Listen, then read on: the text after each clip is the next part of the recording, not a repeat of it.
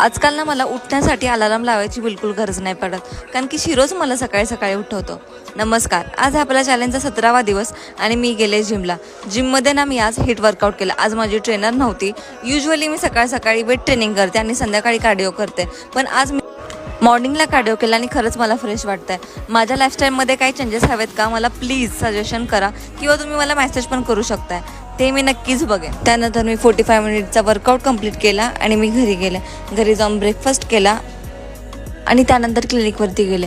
क्लिनिकवरती ना ज्यावेळेस पेशंट आपलं काम बघून आपल्या शेजारच्या आसपासच्या लोकांना रेफरन्स देतो आपला, त्यावेळेस खरंच तीच आपल्या खऱ्या कामाची पावती असते आणि त्यावेळेस ना खूप छान वाटतं. त्यानंतर पेशंट करून मी गेले घरी जेवणासाठी.